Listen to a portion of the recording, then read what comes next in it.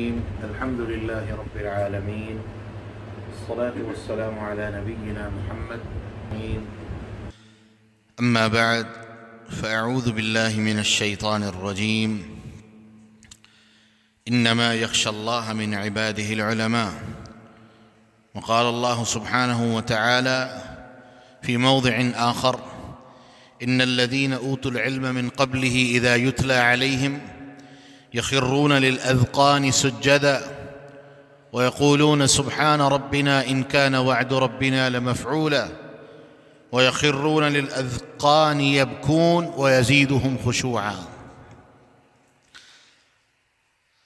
پچھلے درس میں ہم نے اس علم کی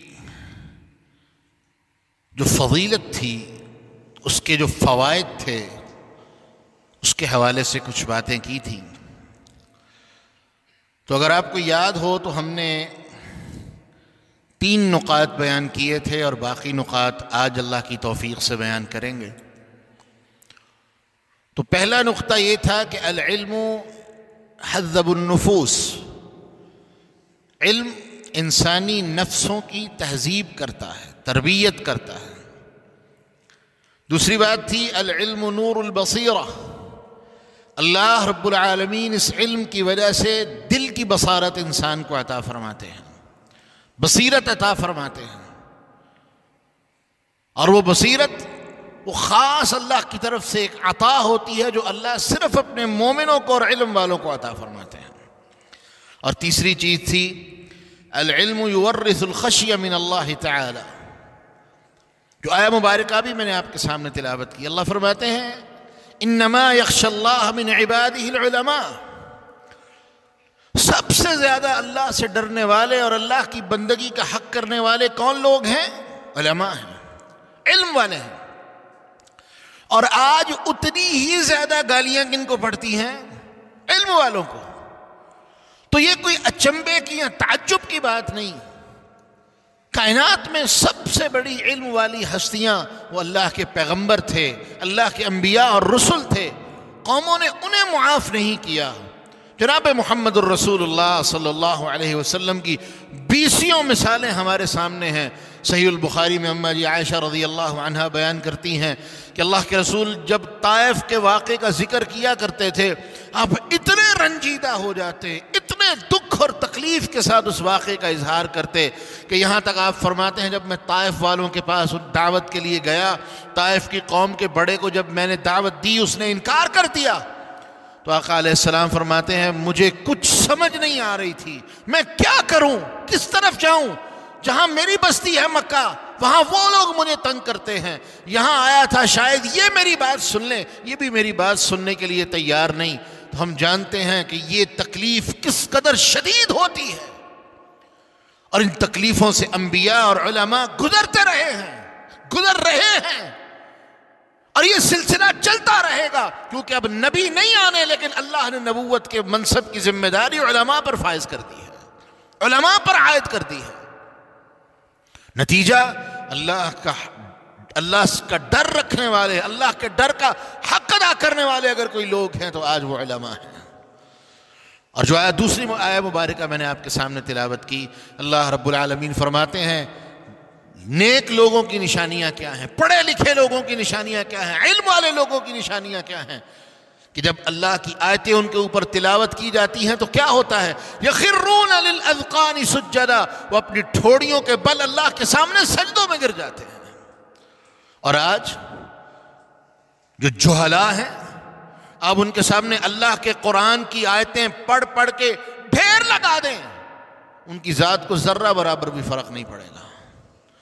آپ ان کے سامنے اللہ کی آیتوں کے انبار لگا دیں، اللہ کے رسول کی حدیثوں کے انبار لگا دیں، انہیں ذرہ برابر فرق نہیں پڑے گا. کیوں؟ کیونکہ یہ علم جیسی نعمت سے محروم لوگ ہیں. بڑی بڑی ڈگریاں تو ہیں، یہ ڈگریاں صرف دنیا میں فائدہ دیں گی. اور یہ بات اسی پلیٹ فارم سے پہلے بھی ہو چکی ہے، آج پھر دہرا دوں. علم اصل میں کس چیز کو کہتے ہیں؟ سیدنا علی رضی اللہ عنہ کی طرف منسوب قول ہے، وہ فرمایا کرتے تھے علم اصل میں اس چیز کو کہتے ہیں جو دنیا میں بھی تمہیں فائدہ دے اور مرنے کے بعد بھی تمہیں فائدہ دے. آخرت میں بھی تمہیں فائدہ دے۔ ڈاکٹر صاحب کو ان کی ڈگری دنیا میں تو فائدہ دے گی، آخرت میں کوئی فائدہ دے گی؟ انجینئر کو دنیا میں تو بہت مال اور پیسہ اور دولت ملے گی، آخرت میں اس ڈگری کی وجہ سے کیا ملے گا؟ کچھ بھی نہیں۔ اور یہ علم ایسا علم ہے جو اللہ کی کتاب کا علم ہے، محمد الرسول اللہ صلی اللہ علیہ وسلم کے فرمان کا علم ہے، اللہ کے دین کا علم ہے۔ یہ اتنی مبارک چیز ہے۔ اللہ کے رسول نے فرمایا دنیا میں رہتے ہوئے انسان علم سیکھتا ہے، سکھاتا ہے، سب سے بہترین مر کے دنیا سے چلا گیا، پیچھے اپنی نسل چھوڑ کے گیا، اپنے ورثاء چھوڑ کے گیا، شاگرد چھوڑ کے گیا، جب تک وہ اس علم کو پھیلاتے رہیں گے، آگے منتقل کرتے رہیں گے، یہ بندہ مر کے قبر میں ہے، وہاں بھی اللہ رب العالمین اس کو اجر پہنچاتے رہیں گے، اور اس علم کی بدولت اللہ رب العالمین کل قیامت کے دن اسے نجات عطا فرما دیں گے۔ یہ ہے کامیابی۔ تو علم کی وجہ سے کیا ملتا ہے؟ اللہ کی خشیت ملتی ہے، اور جو اللہ کی خشیت کے راستے پہ چل نکلا وہ کامیاب ہو گیا۔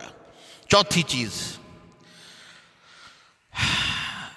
علم ایک ایسی چیز ہے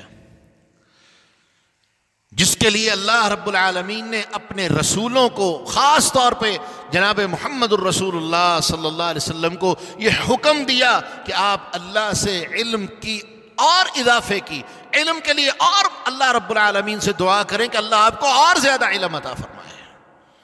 دنیا کے اندر بڑے بڑے ڈاکٹر، پروفیسر آپ نے دیکھا ہے ایک حد تک پڑھتے ہیں، جب اس سے زیادہ پڑھیں تو پاگل ہو جاتے ہیں۔ ہوتا یا نہیں ہوتا کہ یہ بندہ بہت پڑھ گیا، پاگل ہو گیا؟ لیکن دین کا علم ایسا علم ہے جس کے بارے میں سلف صالحین کہا کرتے تھے جو بندہ قرآن سے جڑ جائے، انسان جب بڑھاپے میں پہنچتا ہے انسان کی عقل ختم ہونا شروع ہو جاتی ہے، لیکن جو بندہ قرآن سے جڑ جائے، قرآن سے جڑ جائے، اللہ کے دین سے جڑ جائے، اللہ کی قسم وہ مرتے دم تک بھی اللہ کے دین کی خدمت میں مصروف رہتا ہے۔ موت آتی ہے تو اللہ اسی عالم میں موت عطا فرماتا ہے۔ یہ چند دن پہلے کی بات، آپ نے وہ ویڈیو دیکھی، لاہور شہر میں قاری عبد المتین اصغر صاحب رحمۃ اللہ علیہ رحمۃ واسعہ تقریر کرتے ہوئے، قرآن پڑھتے ہوئے اللہ رب العالمین نے ان کو موت عطا فرما دی۔ شیخ الاسلام ابن تیمیہ کا واقعہ موجود ہے۔ چند دن پہلے، 2-3 دن پہلے پاکستان کے اندر ایک بہت بڑے محدث مولانا محمد رفیق اسری رحمۃ اللہ علیہ کا انتقال ہوا۔ ان کی میں نے تصویر دیکھی، ہاتھ پہ برنولہ لگا ہوا جس کے اندر گلوکوز وغیرہ بوتل وغیرہ لگا دیتے ہیں، انجیکشن لگاتے ہیں، وہ ہاتھ پہ لگا ہوا ہے اور بیٹھے لوگوں کو، بچوں کو حدیث پڑھا رہے ہیں۔ دماغ قائم رہتا ہے۔ اللہ رب العالمین سے اور زیادہ علم کی دعا کی جائے گی۔ اور یاد رکھیں دنیا میں سب سے بڑا، انسانوں میں سب سے بڑا عالم کون ہوتا ہے؟ نبی، جس کے اوپر وحی آتی ہے۔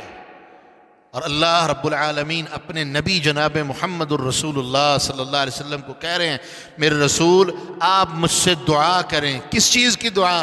کہ ربی زدنی علما، اے اللہ مجھے اور علم عطا فرما، میرے علم میں اور اضافہ فرما۔ اور رسول اللہ صلی اللہ علیہ وسلم کو علم سے اتنی محبت تھی کہ آپ جبریل کو کہتے تھے جبریل جس دن تو وحی لے کے نہ آئے میں اداس ہو جاتا ہوں، روز آیا کرو، روز اللہ کا پیغام لے کے آیا کرو۔ تو اللہ رب العالمین نے قرآن نازل کر دیا کہ وَمَا نَتَنَزَّلُ إِلَّا بِأَمْرِ رَبِّكَ، ہم صرف آپ کے رب کے حکم سے اترتے ہیں، اپنی مرضی سے نہیں اترتے۔ اور اس کے باوجود فرق کیا ہے کہ کسی بھی نبی کے اوپر وحی لے کے آنے کی تعداد جو جبریل کی اہل السنہ نے کتابوں میں بیان کی ہے وہ شاید 1000 مرتبہ بھی نہیں، لیکن جناب محمد الرسول اللہ صلی اللہ علیہ وسلم پر جبریل 40,000 مرتبہ آسمانوں سے وحی لے کے اللہ کے رسول پر اترے ہیں۔ اتنا فرق، اور اس کے بعد بھی اللہ کہہ رہا ہے میرے رسول دعا کریں اللہ میرے علم میں اور اضافہ فرما۔ اور ہم جانتے ہیں جس بندے کو اللہ علم کی محبت دے دے اس کی زندگی کا پھر مقصد یہ ہوتا ہے کہ ساری زندگی پڑھنے پڑھانے میں گزر جاتی ہے۔ 5واں پوائنٹ، العلم افضل الجہاد، علم سب سے بہترین جہاد ہے۔ تلوار سے لڑنا کوئی کمال نہیں، آپ کسی بیوقوف کے ہاتھ میں تلوار پکڑا دیں وہ بھی پکڑ لے گا، وہ بھی پکڑ کے لوگوں کو بے دریغ مارنا شروع کر دے گا، یہ کوئی کمال نہیں ہے۔ آپ کو یاد ہے پچھلے درس میں نے ایک بات کی تھی، رسول اللہ صلی اللہ علیہ وسلم کے فرامین کی روشنی میں امام بخاری نے ایک باب قائم کیا ہے، العلم قبل القول والعمل، لوگوں کو جا کر تم نے دعوت دینی ہے، اس سے پہلے علم سیکھو، عمل کرنا ہے علم سیکھو۔ صحیح معنوں میں اللہ کے راستے میں جہاد بھی وہی جہاد ہوگا جس کے ساتھ پہلے علم اور موجود ہوگا، عمل موجود ہوگا۔ نتیجہ کیا ہے؟ دنیا میں جب بھی جہالت چھائی ہے اور جاہل لوگوں نے اللہ کے دین کا مذاق اڑایا ہے، سب سے زیادہ جس چیز کو ہم نے دنیا میں منتشر ہوتا دیکھا ہے وہ قتل و غارت دیکھی ہے۔ یہ بھی داعش کو دیکھ لیں، لیٹسٹ مثال ہمارے سامنے موجود ہے۔ اس کی بنیاد کیا تھی؟ خالصتاً جہالت، خالصتاً جہالت۔ اور رسول اللہ صلی اللہ علیہ وسلم نے فرمایا تھا قیامت سے پہلے قتل و غارت عام ہو جائے گی، یکثر الحرج، حرج عام ہو جائے گا۔ صحابہ نے پوچھا یہ حرج کیا چیز ہے؟ فرمایا القتل، قتل عام ہو جائیں گے۔ معمولی بات پر لوگوں کو قتل کرنا یہ عام بات سمجھی جائے گی، کوئی بندہ اس کے اوپر ملامت کرنے والا نہیں ہوگا، اور ایسا ہو رہا ہے۔ تو سب سے بڑا جہاد کیا ہے؟ وہ علم ہے، کیونکہ اس علم کے ذریعے سے آپ جہالت کو دور کرتے ہیں۔ اور اللہ کی قسم آج بھی اس نام نہاد پڑھے لکھے معاشرے میں اگر کوئی سب سے بڑی چیز عام ہو رہی ہے اس چیز کا نام جہالت ہے۔ جتنے یہ دنیا کے علوم زیادہ سیکھ رہے ہیں اللہ کے دین سے، اتنے جاہل ہوتے چلے جا رہے ہیں۔ اللہ رب العالمین اپنی کتاب قرآن مجید میں فرماتے ہیں وَلَوْ شِئْنَا لَبَعَثْنَا فِي كُلِّ قَرْيَةٍ نَذِيرًا فَلَا تُطِعِ الْكَافِرِينَ وَالْمُنَافِقِينَ وَجَاهِدْهُمْ بِهِ جِهَادًا كَبِيرًا۔ اگر ہم چاہتے لَبَعَثْنَا فِي كُلِّ قَرْيَةٍ نَذِيرًا، ہر بستی میں اللہ کی طرف سے ڈرانے والا ایک بندہ بھیج دیتے۔ فَلَا تُطِعِ الْكَافِرِينَ، لیکن ہم نے آپ کو صرف اکیلے بھیجا ہے تو میرے رسول آپ نے پریشان نہیں ہونا۔ فَلَا تُطِعِ الْكَافِرِينَ، آپ نے کافروں کی اطاعت نہیں کرنی۔ وَجَاهِدْهُمْ بِهِ جِهَادًا كَبِيرًا، اور ان کے ساتھ آپ نے سب سے بڑا جہاد کرنا ہے۔ امام احمد ابن حنبل سے جب اس آیت کا مطلب پوچھا گیا کہ جہاداً کبیرہ سے کیا مراد ہے، فرمایا اللہ کا علم ان کو سکھانا یہ سب سے بڑا جہاد ہے۔ اور مجھے ایک بات بتائیں، اللہ اکبر، جب مکہ کے اندر رسول اللہ صلی اللہ علیہ وسلم مبعوث ہوئے تھے تو لوگوں کو دین کی سمجھ، دین کی بات سمجھانے کے لیے کس چیز کی ضرورت تھی؟ اسی جہاد کی ضرورت تھی، اور یہی جہاد رسول اللہ صلی اللہ علیہ وسلم نے کیا۔ تلوار والا جہاد اللہ کے رسول نے کبھی بھی خود سے پہل نہیں کی، بلکہ کب اللہ کے رسول نے تلوار اٹھائی ہے؟ جب دشمن حملہ آور ہو گیا، دشمنوں نے زیادتیاں کی، ہمارے گھروں پہ حملے کیے، تب اللہ کے رسول نے تلوار اٹھائی اور اپنے دفاع کے لیے جہاد کیا۔ پوری تاریخ اسلام اٹھا کے دیکھیے، حتیٰ کہ فتح مکہ جیسا موقع بھی، اس کی بھی بنیاد بنی، اللہ کے رسول تک اطلاعات پہنچی کہ مکہ والوں نے اللہ کے رسول کے ساتھ جو معاہدہ کیا تھا حدیبیہ کے مقام پر، اس کی خلاف ورزیاں کی ہیں، مسلمانوں کو تکلیفیں دے رہے ہیں، نقصان پہنچا رہے ہیں، مسلمانوں کی عزت مکہ میں محفوظ نہیں۔ اس کے بعد اللہ کے رسول نے فیصلہ کیا کہ اب مکہ کو فتح کرنے کا وقت آ چکا ہے، وگرنہ اس سے پہلے 13 سالہ مکی زندگی اور 7 سالہ مدنی زندگی، جب مکہ فتح ہوا 7 سال اللہ کے رسول مدینہ میں رہ چکے تھے، ٹوٹل 20 سالہ زندگی اللہ کے رسول نے مکہ فتح کرنے کی نہیں سوچی۔ قوت بھی موجود تھی، صحابہ بھی موجود تھے، جانثار بھی موجود تھے، سب کچھ موجود تھا، لیکن ایک ہی بات کی فکر تھی، اور وہ کیا تھی کہ لوگوں تک، ایک ایک بستی تک، بچے تک، ہر علاقے تک، ہر حکمران تک اللہ کے دین کی دعوت پہنچ جائے۔ حکمرانوں کو خط لکھے، صحابہ بھیجے، اپنے وفود بھیجے، لشکر بھیجے، جاؤ جا کے ان کو اللہ کے دین کی دعوت دو۔ یہ سب سے بڑا جہاد ہے۔ آج ایک بڑی تلخ بات کرنے لگا ہوں، ہم بڑا روتے ہیں، دعائیں بھی کرتے ہیں، رمضان آئے گا یہاں اپنی دعاؤں میں بھی اللہ کسی کو توفیق دیتا ہوگا، اللہ مسجد اقصیٰ کو آزادی نصیب فرما دے، اللہ مسجد اقصیٰ کو آزادی نصیب فرما دے۔ اللہ کی قسم یہ دعائیں صرف منہ کی حد تک ہیں۔ وہی بندہ جو یہ دعائیں کر رہا ہوگا، آپ اس کا عمل دیکھیں، اس کی زندگی دیکھیں، یہود و نصارہ کا عمل، ان کا طرز عمل اس کی زندگی میں موجود ہوگا، اور تم یہودیوں پر غلبہ پانے کی باتیں کر رہے ہو۔ اپنے نفس پر تو تم غلبہ پا نہیں سکے. اللہ کے بندے پہلے اپنے نفس پر تو غلبہ پا لو. تم اپنے نفس کو اگر شکست دے لو گے تو ہم مان سکتے ہیں کہ انشاءاللہ ہم ان کے خلاف بھی لڑ سکتے ہیں. ہم چھوٹی سی میں معمولی سی مثال دینے لگا ہوں, یہ بڑی بازارو ٹائپ مثال ہے لیکن یہ حقیقت ہے. آج بھی کسی بندے کو سامنے سے گزرتی عورت نظر آ جائے گی, اس کی نظریں جب تک وہ اس سے دور نہ ہو جائے گی اس کے پیچھے چلتی رہیں گی. کیا یہ مومن کا طرز عمل ہے؟ کیا یہ ایک مومن کا عمل ہے؟ جبکہ اللہ نے قرآن میں پہلے مردوں کو حکم دیا پھر عورتوں کو حکم دیا اپنی نظروں کو جھکا لو. ہماری زندگی میں, ہمارے عمل میں, ہمارے معاملات میں, ہر چیز میں کہیں یہودیت کا اثر ہے تو کہیں عیسائیت کا, کہیں ہندوؤں کا عمل دخل ہے اور کہیں کفار کا طرز عمل ہے. اسلام ہماری زندگی میں ہے کہاں؟ اور اگر میں اور آپ یہ سمجھتے ہیں کہ ہمیں علم سیکھنے کی ضرورت نہیں, ہمیں اتنا علم ہے کہ ہم اپنی زندگی گزار سکتے ہیں, تو ہم غلط فہمی کا شکار ہیں.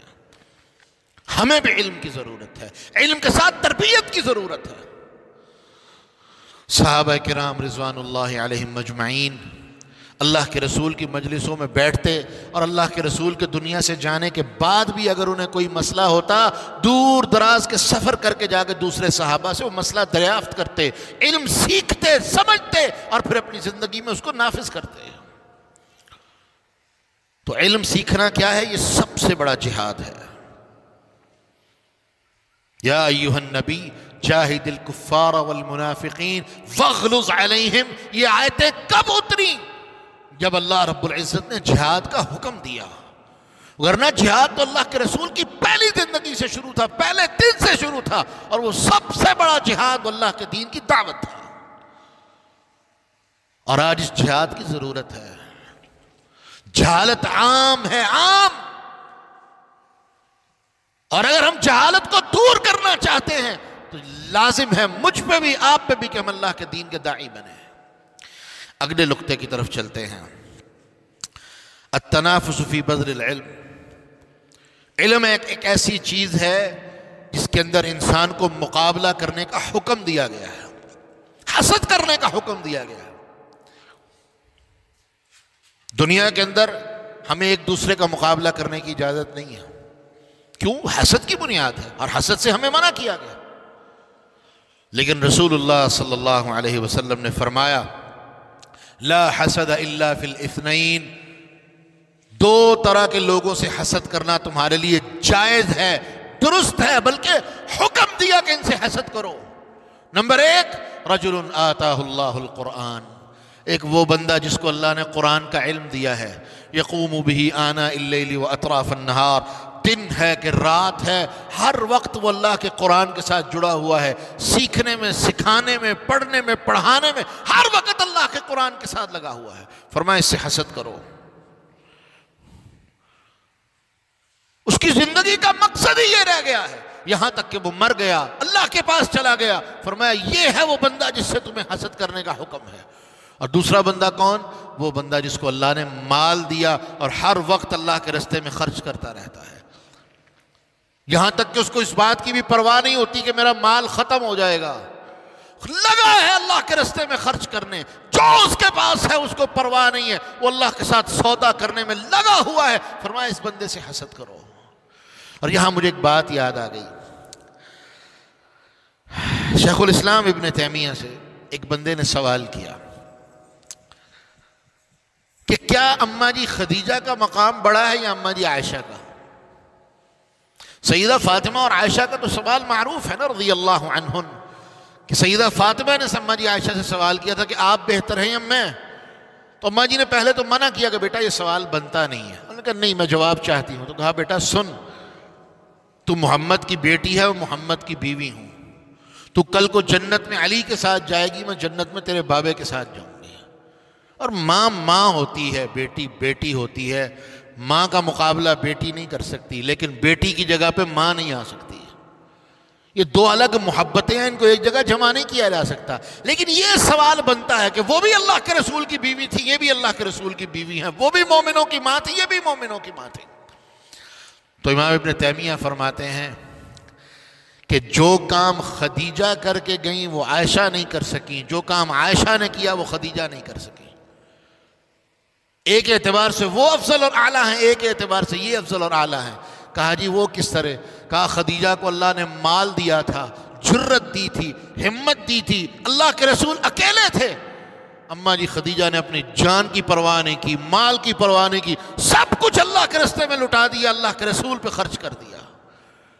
پورا مکہ اللہ کے رسول کا دشمن تھا، اکیلی خدیجہ تھی جو اللہ کے رسول کے ساتھ کھڑی ہو کے اللہ کے رسول کو دلاسے دے رہی تھی، تسلیاں دے رہی تھی، حوصلہ دے رہی تھی۔ کہا یہ کام خدیجہ نے کیا، یہ عائشہ نہیں کر سکی۔ اور فرمایا دوسری طرف عائشہ نے کیا کیا؟ فرمایا اللہ نے ان کو علم دیا، حلم دیا، فقہ دی، سمجھ دی، اپنے دین کی بہترین سمجھ عطا کی، اور اس اللہ کی بندی نے، مومنوں کی ماں نے اللہ کے اس دین کو امت تک پہنچانے کا حق ادا کر دیا۔ فرمایا یہ عائشہ نے جو کام کیا وہ خدیجہ نہیں کر سکی، لیکن جو کام اللہ نے خدیجہ سے لیا وہ عائشہ نہیں کر سکی، لیکن دونوں اپنی جگہ بہترین ہیں۔ انہوں نے اپنے اللہ کے راستے میں مال خرچ کرنے میں پرواہ نہیں کی، انہوں نے اللہ کے راستے میں دین کو پہنچانے میں کوئی کمی نہیں چھوڑی۔ یہ دونوں ہیں جن سے حسد کیا جائے گا۔ اگلا پوائنٹ، العلم والفقہ فی الدین اعظم منہ۔ اللہ رب العالمین کی بڑی بڑی نعمتوں میں سے ایک نعمت ہے کہ اللہ رب العالمین جسے دین کے اندر رہتے ہوئے علم عطا فرما دیں۔ قرآن مجید میں اللہ رب العالمین کا فرمان ہے اور اللہ کے رسول کی حدیث بھی ہے۔ آقا علیہ الصلوۃ والسلام فرماتے ہیں، پہلے قرآن کی بات دیکھتے ہیں، اللہ فرماتے ہیں من یرید اللہ ان یہدیہ یشرح صدرہ للاسلام، جسے اللہ ہدایت دینا چاہتے ہیں اس کے سینے کو اسلام کے لیے کھول دیتے ہیں۔ اور دوسری جگہ اللہ کے رسول کی حدیث کیا کہتی ہے کہ من یرید اللہ بہ خیرا یفقہہ فی الدین، اللہ جس کے بارے میں بھلائی کا ارادہ فرما لیں کہ میں نے اسے بھلائی دینی ہے، اسے خیر دینی ہے، اور خیر سے مراد دنیا اور آخرت دونوں جہانوں کی خیر، فرمایا یفقہہ فی الدین، اللہ اسے دین کی فہم اور سمجھ عطا فرما دیتے ہیں۔ کتنا بڑا مقام ہے۔ اگلے نقطے کی طرف چلتے ہیں، کیونکہ آخری نقطہ ہے علم کی فضیلت کے حوالے سے، اور پھر فضیلت شروع ہوگی جو علم سیکھنے والے علماء ہیں ان کا کیا مقام ہے۔ اور وقت بھی قریب ہے، آذان مغرب کی اذان کا وقت قریب ہوا چاہتا ہے۔ آٹھویں چیز، آٹھواں نقطہ، العلم مقدم علی العبادہ۔ علم یہ عبادت جیسے عمل سے بھی زیادہ ضروری اور پہلے ہے۔ توحید کیا ہے؟ توحید علم ہے، عبادت اس کی عملی تصویر کا نام ہے۔ اور کل میں نے ایک کارٹون دیکھا بڑا خوبصورت، کسی نے ہاتھ سے سکیچ بنایا ہوا، دو باپ بیٹا ہیں، اور بیٹے نے یوں نا ڈبے بنا کے ایک عمارت بنائی ہے، توحید، نماز، روزہ، حج، زکوٰۃ وغیرہ۔ باپ پوچھتا ہے بیٹا ایک بات بتاؤ، اگر یہ نیچے والا ڈبہ ہم نکال دیں تو کیا ہوگا؟ اس نے کہا بجان پوری عمارت گر جائے گی۔ کہا بیٹا یہی سمجھ لو کہ توحید ہر چیز کی بنیاد ہے، اور یہی وہ علم ہے، فَاعْلَمْ أَنَّهُ لَا إِلَهَ إِلَّا اللَّهُ۔ یہاں سے بات شروع ہوئی تھی کہ جان لو اللہ رب العالمین کے علاوہ کوئی معبود برحق نہیں۔ ساری باتیں بعد میں، اللہ کے رسول صلی اللہ علیہ وسلم مکہ میں 8 سال تک رہے، کوئی نماز فرض نہیں تھی، صرف اللہ کے توحید کی دعوت تھی، دین کی دعوت تھی، 8 سال تک۔ بلکہ بعض روایتوں میں معراج جو ہے یہ 10 سال پہ جا کے ہوا ہے۔ 8 سال تک یا 10 سال تک صرف توحید کی دعوت دی ہے اللہ کے رسول نے۔ اور توحید کی دعوت اصل میں کیا تھی؟ وہ علم تھا، وہ علم تھا جو عبادت پر مقدم رکھا گیا تھا، کہ پہلے یہ سمجھ لو کہ عبادت کی کس کی جانی ہے، عبادت کے لائق کون ہے، اس کی شان کیا ہے، اس کی عظمت کیا ہے، اس کا مقام کیا ہے۔ کیونکہ جب تک اللہ کی صحیح معنوں میں معرفت حاصل نہیں ہوگی، عبادت ہوگی نہیں۔ اور کیوں ہم چیختے ہیں ان بریلویوں پر، کیوں چیختے ہیں ہم دوسرے لوگوں پر؟ او اللہ کے بندو، تم اللہ کے ساتھ شرک کرنے والے ہو، تم نے اللہ کا مقام ہی نہیں جانا۔ ابھی آج کی خبر ہے، کراچی کے اندر طوفان کا خدشہ تھا، انڈیا میں، گجرات میں، بمبئی میں سمندری طوفان کے خدشے ہیں۔ ابھی کچھ گھنٹے پہلے کی خبر کہ طوفان کا خطرہ فی الحال کراچی سے اللہ نے اپنی رحمت سے ٹال دیا۔ تو ایک بدبخت بد نصیب کیا لکھ رہا ہے، کہتا دیکھا یہ کراچی کے سمندر کے کنارے بابا عبداللہ شاہ غازی دفن ہے، یہ اس کی کرامت ہے کہ اس نے سمندر کے طوفان کے رخ کو موڑ دیا ہے، اور نیچے کیا لکھا ہوا؟ المدد یا بابا عبداللہ شاہ غازی، انا للہ و انا الیہ راجعون۔ اس قوم کی جہالت پر ماتم کرنا پڑے گا، اور یہی وہ بات ہے جو ابھی ہم نے اوپر نقطہ بیان کیا ہے۔ علم کی وجہ سے اللہ رب العالمین جہالت کو دور کرتا ہے، اور یہ سب سے بڑا جہاد ہے، سب سے قیمتی جہاد ہے، سب سے قیمتی مشقت ہے جو ہمیں کرنے کی ضرورت ہے۔ ان بدبختوں کو کوئی سمجھائے کہ جو دنیا سے چلا گیا بلکہ دنیا میں رہتے ہوئے بھی وہ کچھ کرنے پر قادر نہیں ہے، نہ تمہارے نفع کا مالک ہے نہ نقصان کا مالک ہے۔ اسی لیے کہا گیا، یہ بات واضح کی گئی کہ تمہاری عبادتیں، ریاستیں، ان کی حیثیت تب ہے اگر تم اس کی بنیاد علم کے اوپر اور توحید کے اوپر ہے، اور اگر تمہاری توحید خالص نہیں، جتنی مرضی عبادتیں کرتے رہو، جتنی مرضی ریاستیں کرتے رہو، اللہ کے ہاں تمہاری کوئی عبادت قبول نہیں ہے۔ یہ 8 نقطے ہیں، ان کو اچھی طرح یاد کر لیجئے۔ ان کے اندر علم کی فضیلت آئی ہے کہ علم اللہ رب العالمین نے کیوں اس کی اہمیت بیان کی ہے، اور کیوں بار بار ہمیں سیکھنے کا حکم دیا ہے۔ آئندہ درس میں انشاءاللہ ہم بیان کریں گے، جب اللہ کسی کو علم سکھا دے، اپنی رحمت سے یہ علم عطا فرما دے، تو پھر اس کا کیا مقام ہے، اس کی کیا عظمت اللہ کے رسول نے بیان کی ہے، اور اللہ کے قرآن میں اس کی کیا عظمت آئی ہے، اس کے بارے میں بات کریں گے۔ اللہ سے دعا ہے اللہ ہمیں علم سیکھنے کی توفیق عطا فرمائے، اور وہ دعا جو اللہ کے رسول کی دعا تھی کہ رب زدنی علما، اللہ ہمارے علم میں اضافہ فرمائے اور علم سیکھنے کی توفیق عطا فرمائے، سکھانے کی توفیق عطا فرمائے۔ وآخر دعوانا ان الحمد للہ رب العالمین۔